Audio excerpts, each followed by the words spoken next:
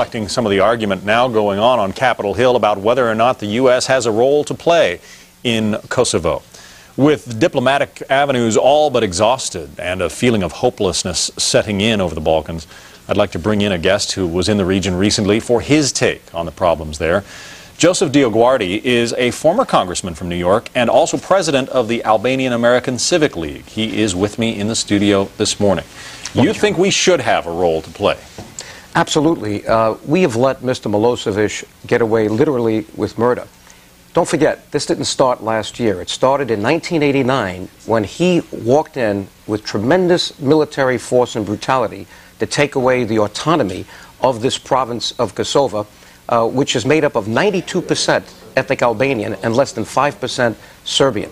It had its own self-government, it had its own school system, everything about it was separate, and then he literally took it over and all Albanians were fired from their jobs. So there's been a human rights record second to none in brutality, certainly since the Nazi regime of World War II, and our State Department has known this. And why we let this go for 10 years is beyond me, and why Mr. Holbrooke did not allow the Albanians to sit at the Dayton Accord so that we could deal with this issue of Kosovo at the time we settled Bosnia, which is not quite settled, as you know, is beyond me. So you are not a fan of Richard Holbrooke and his negotiating style either? Not at all. I think that his book is his version of the peace, and the peace does not exist. We have 8,000 troops still left in Bosnia, and they were supposed to be there for 1 year, and it's cost us over $8 billion so far, and now we have the legacy of that failed process, Kosovo. Well, some people would say that Bosnia is a perfect example of why we should not get involved this time, because we do have those 8,000 troops that President Clinton promised us would be out in a year, still there. No, and they have performed admirably well. No, Bosnia is a reason why we should be in Kosovo, because we moved 2 years too late in Bosnia.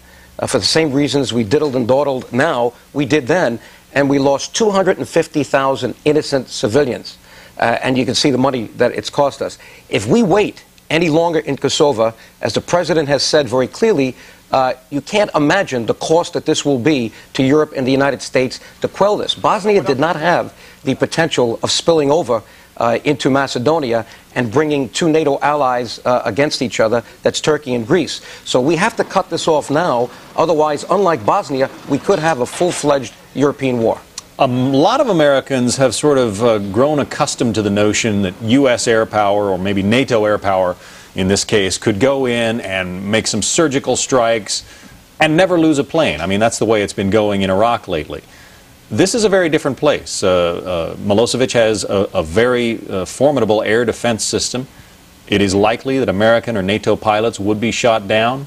What would you say to the parents of a pilot who might go missing in action or maybe even be killed carrying out some kind of a bombing campaign?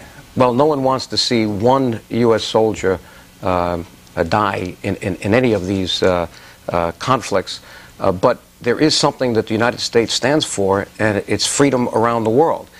You have now in Belgrade the last vestiges of Stalinist communism. You have Mr. Milosevic still hanging on to the most brutal form of Stalinism. He controls absolutely everything, the media, the schools, the armies. He has brutalized the people, and we need to deal with this now. Congressman Joseph DioGuardi, thanks very much.